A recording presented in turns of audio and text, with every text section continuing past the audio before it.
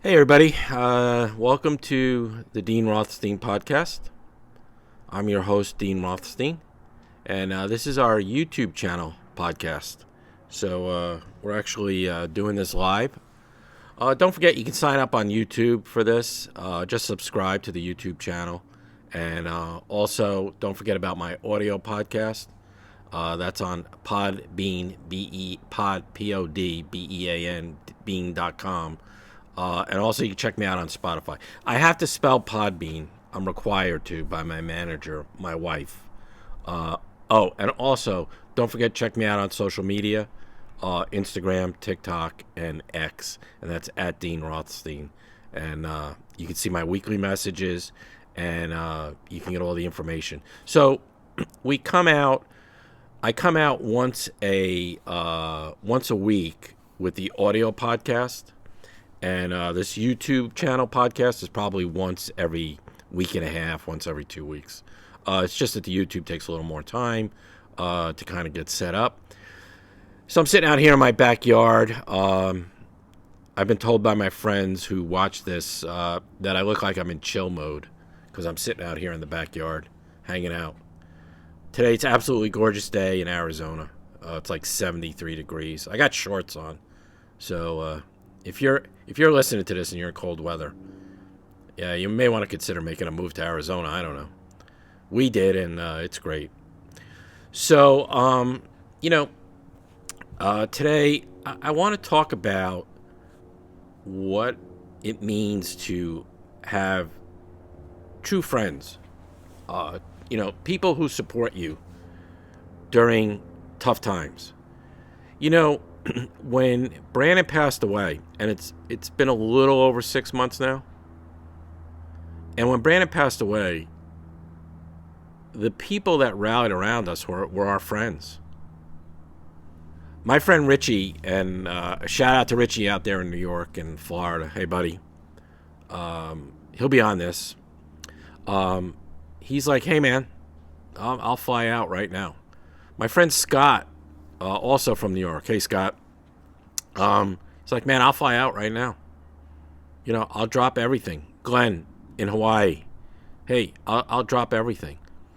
And not only that, but the people here around me in Arizona, people that I maybe have only known 5-10 years. Some of them I've known longer, some of them I've known less. They're like, hey, what do you guys need? We'll make you food. We'll take you wherever you got to go. Even like at my job, the HR people were absolutely fantastic. And that's a job, by the way. Think about it. They're running a big company. And they're like, hey, take as much time as you need. Do whatever you have to. So when you have those type of people in your life, it means a lot. It really means a lot. And you know what the great thing is about those people? God brought them all. God brought them all in. He brought them all to us, to Joanne and myself. And let me say this much. If you have people in your life and you have a crisis that goes on and they're not supporting you, in a sense, and I'm not just saying, oh, we're praying for you. Oh, my gosh. How many times do I have to hear that? Oh, we're praying for you. Yeah, okay, that's great. Yeah, if you remember. Maybe you are, maybe you aren't, I don't know. But you know what? Better off don't say it. Because quite frankly, I don't really even want to hear it. It's pretty funny. If you're praying for somebody, why do you have to tell them? What are you looking for? Accolades? A pat on the back? Oh, hey, we're praying for you. What am I supposed to do? Oh, thank you. Thanks a lot. No. If you're praying for somebody, keep it to yourself. You don't need to tell them that you're praying for them. More importantly, you need to be showing them love and care. Hey, do you need a ride somewhere? Hey, are you okay? Hey, let me call you up. I'm going to be a pain in the neck. I'm going to call you up every day, make sure you're okay. That's more important. I bristle sometimes at that thought of people just saying, "Oh, we're praying for you," and just like don't do me any favors. I'm following Jesus. God knows who I am. I appreciate the prayer, but I don't need to be known about it. Just do it. If you're going to do it, just do it. You know, and God will hear that and He'll honor that. So anyway, like when these people come around you and support you, it's absolutely fantastic. But on the other side of the coin, you could have people that are not supportive, that basically suck the lifeblood out of you. Let me tell you something. Get away from them. Run. Run as fast as you can. And even if they're in the church, get away from them. Man, there's probably so many of them sitting in the church that just, suck the lifeblood out of you. Oh my gosh. Instead, get with people that are going to uplift you, support you, talk positive to you, and encourage you along the way. I met the people out here, and as I said before, it was amazing. Some of the guys where I hang out, they're like, hey, whatever you need, how's your wife, whatever she needs. And they're ready to jump to it in a split second. And that's the great thing about having those people around you. So, as you can see here, I shaved the beard, getting off topic here a little bit. But I'm letting it grow back. I like having the beard better. I really don't like shaving. I think when I moved out here, that's when I kind of said I'm stopped shaving anymore. Isn't that crazy? Like, I live in a place where there's like 100-degree weather, and I want to have a beard all the time. I don't know. Maybe because then this way my face won't tan or something. I don't know. Oh, hey. Yeah, there's my new tattoo for all you guys, everybody that can see it. It's a clock tattoo. It's made at 125, and it's got Brandon's, that's the time Brandon was born. It's really special to me. I mean, I also have a memorial tattoo on my upper right arm for Brandon, and that's just as special as well. And the thing about the tattoo on my hand is, I see it every single time. I just look down and it's there.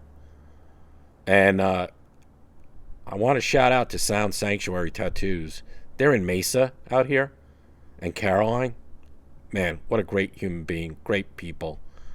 These are the kindest, nicest people that you want to meet in the business. And not only that, she does excellent work as well.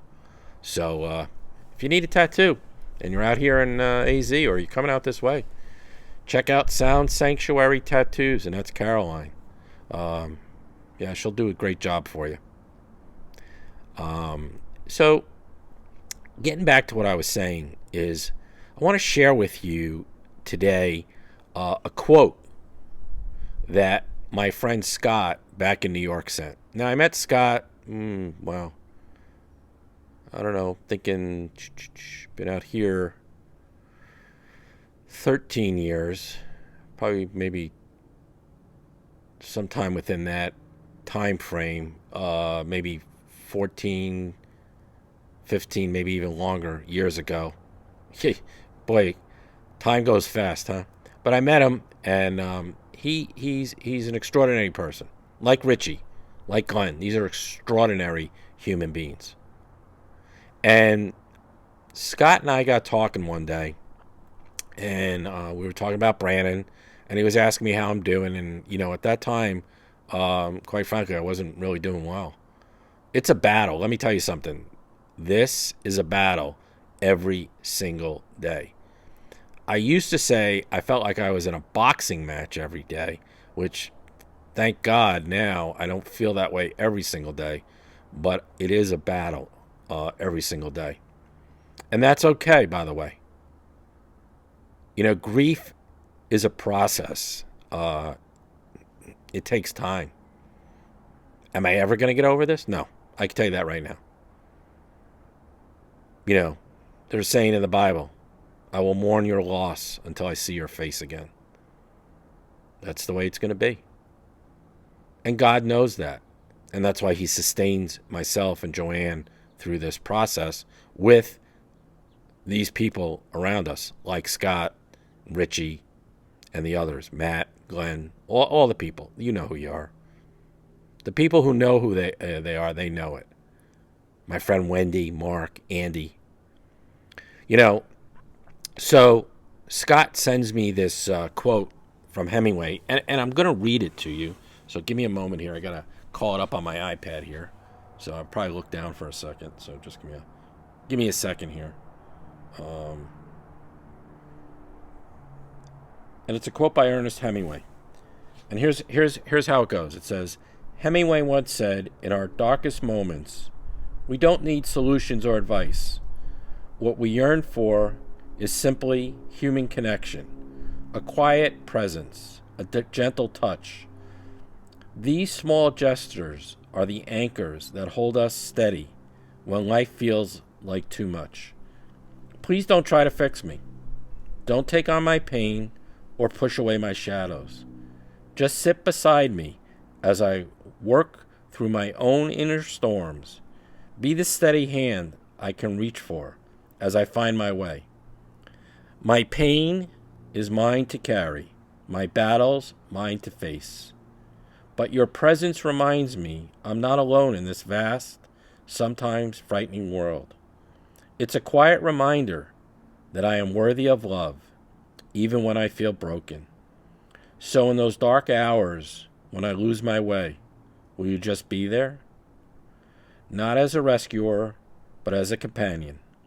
Hold my hand until the dawn arrives, helping me remember my strength.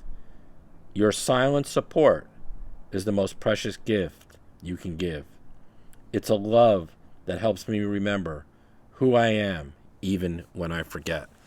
I mean, holy mackerel. Scott sends me this. I read it, and it just changes everything. Because that's where I was at that time. That's where I'm still at. That's why I'm saying, don't say to me, "Oh, hey, I'm praying for you, so I pat you on the back." You want to show me your support? Hold your hand out. So when I am fighting these battles, which I do fight every single day, I'm reminded that you're there. And Scott sent that, and I said to him a few days ago that him sending that was a turning point, an absolute turning point. That's the dog next door. An absolute turning point in how I felt and where I was going, and changing that channel. You know, sometimes you got to change the channel, but sometimes you can't. Sometimes the remote is broke, the batteries are not working, and the channel on the TV is stuck. That's when you got to get new batteries. Scott sent me the new batteries in that Ernest Hemingway quote. And then I was able to fix the remote and change the channel. Not literally fix the remote, but you understand what I'm saying. He sent me the batteries. The batteries are the Ernest Hemingway quote, because the batteries that were there were not working anymore. The TV was fixated on one channel and one channel alone. And when I received that text from Scott and I read it, I broke out in tears. Isn't it great that you have people like that in your life that are thinking in those terms, in that depth? Hey, I have this Ernest Hemingway quote. Let me send it out. Because that's really what we're talking about. Not that, you know me, I bang on it all the time. Not that Christianese crap. You hear me saying it. I'm saying it. Oh, hey, I'm praying for you. Blah, blah, blah. No, send me a quote.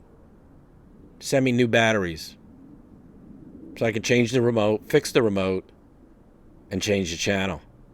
That's what it's about. Those are the people that you want in your life. Those are the people you want to be around. The ones that will uplift you, encourage you, support you, help you when time gets tough. Because trust me, when the tough times come, you're going to need it. You're going to need it. And boy, do I need it. I still need it to this day. I'll probably need it to the end of my life here on earth. And I pray that God continues to bring those special people around me. Whether I meet them at work, on the street, wherever I meet them. I hope there's always that connection to be able to not only have them supporting me, in a sense, but for me supporting them. Because isn't that what we're doing right here? Isn't that what we're doing on the YouTube channel? We're showing you we care. Yeah, we may, I don't know who you are, who watches or what, but trust me, we're out here. We're out here. And that's why I share these stories with you, so that maybe there's a connection. Maybe there's a connection on the podcast, the audio podcast, and you're like, wow, oh yeah, that's me. Wow, that's what that guy's talking about?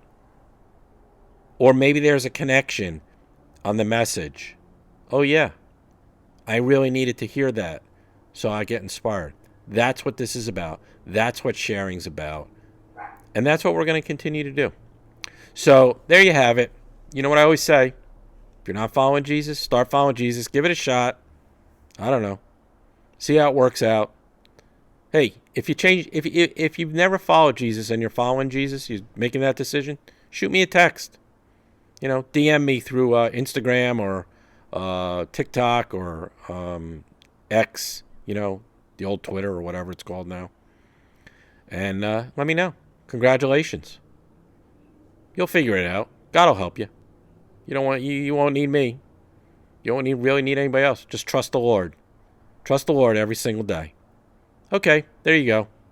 You know what I always say? Stay strong. Be courageous. Be a warrior. And as always, a special shout out to everybody in sobriety. Keep up the good work. And I end these podcasts the same way all the time. Brandon, we all miss you. Boy, do we miss you. Brandon, we all love you. Mommy loves you. Daddy loves you. Christy, Art, little Parker. We all love you, man. We miss you so much, buddy. But you know what? We will see you again.